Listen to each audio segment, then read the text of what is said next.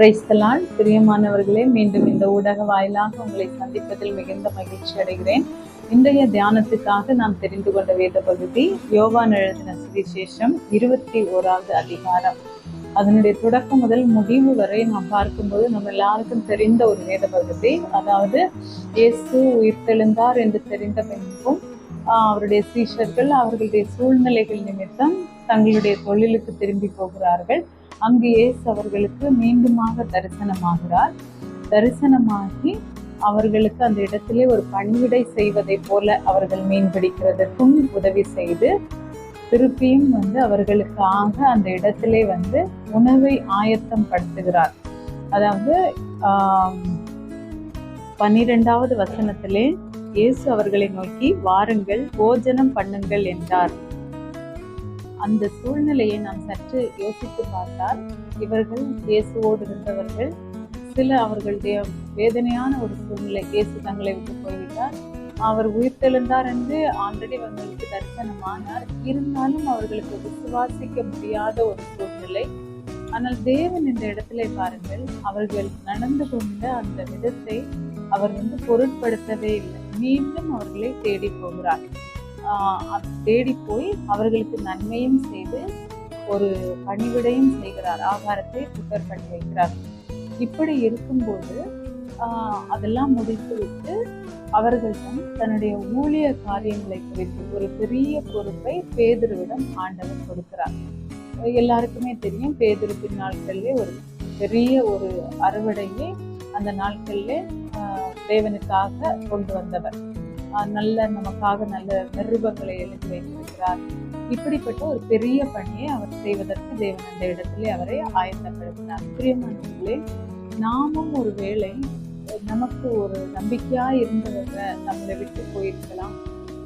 நம்ம புரிந்துக்காம அவங்க இயேசுவை விசுவாசிக்காம தங்களுடைய தொழிலுக்கு திரும்பி போனது போல, தங்களுடைய நோக்கத்தையே அறியாமல் போனது போல, இன்றைக்கு நம்மை சார்ந்தவர்கள், நான் நம்பி இருந்தவர்கள் ஏதோ ஒரு சூழ்நிலையில அவர்கள் அந்த இடத்தை விட்டு அவர்கள் அந்த ஸ்தானத்தை இழந்து போயிருக்கலாம்.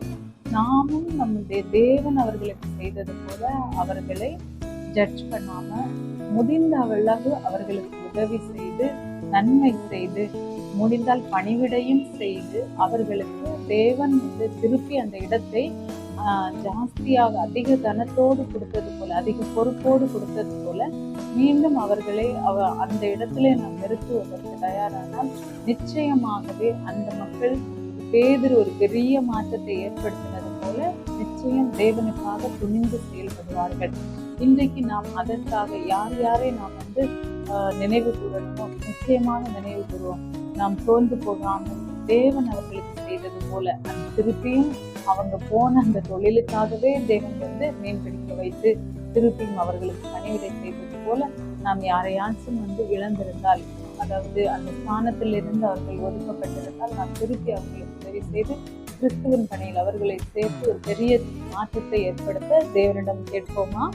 அன்புள்ள ஆண்டவரே, அன்றைக்கு அப்பா நீர் உங்கள் சீஷர்களுக்கு திருப்பியும் தரிசனமாகி அவர்களுடைய குறைவுகளையோ அவர்களுடைய சிச்சுவேஷனையோ எதையுமே ஜட்ஜ் பண்ணாமல் இறங்கி போய்தா அவர்களுடைய அன்பை காண்பித்தீரே ஆண்டவரே, அவர்களுக்கு நன்மை செய்தீரே ஆண்டவரே, அவர்களுடைய குறைவை அந்த இடத்துல போக்கினீரே அப்பா, அவர்களை தைரியப்படுத்தினீரே, அவர்களுக்கு பணிவிடை செய்து உங்களுடைய அன்பை காண்பித்தீரே அப்பா, மீண்டும் அவர்களுக்கு நம்பிக்கை ஊட்டினீரே ஆண்டவரே. தகப்பனே, பேதுரு ஆண்டவரே அப்பா திருப்பியும் உம்மிடம் ஆண்டவரே மனஸ்தாபப்பட்டு ஆண்டவரே தகப்பனே உங்களுடைய பணியை நீர் அவருக்கு கொடுத்து ஆண்டவரே ஒரு பெரிய மாற்றத்தை ஆண்டவரை ஏற்படுத்தி அநேகரை ரட்சிப்புகளாக வழி நடத்தினாரே ஆண்டவரே. ஆண்டவரே தகப்பனே, அதே போல கர்த்தாவே நாங்களும் ஆண்டவரை யாரையாவது ஆண்டவரை தகப்பனே அவர்களுடைய ஸ்தானங்களிலிருந்து இழந்திருந்தால் கர்த்தாவே திருப்பி உம்மண்டை வர நீர் அன்று செய்தது போல எங்களால் இயன்றதை செய்ய கர்த்தாவே நீர் கிருபை தருவீராக. அவர்களுக்கு நன்மை செய்து அவர்களுக்கு பணிவிடை செய்து அன்பு கூர்ந்து உங்களுடைய பள்ளியில் அவர்களை திருப்பையும் சேர்த்துக்கொள்ள கர்த்தரைகளை இரக்கம் பாராட்டுவீராக. இன்றைக்கு கர்த்தரைகளுக்கு அப்படியே செய்யப்படும் தயவுக்காக நன்றி. இதனுடைய நாமம் மகிமைப்பட போகிறதற்காக நன்றி அப்பா. உடைய ராஜ்யம் கட்டப்பட போகிறதற்காக நன்றி. ஆசீர்வதியும் பலப்படுத்தும் இயேசு நாமத்தில் சொல்லிக் கொள்கிறோம் எங்கள் நல்ல பிதாவே. ஆமென். God bless you.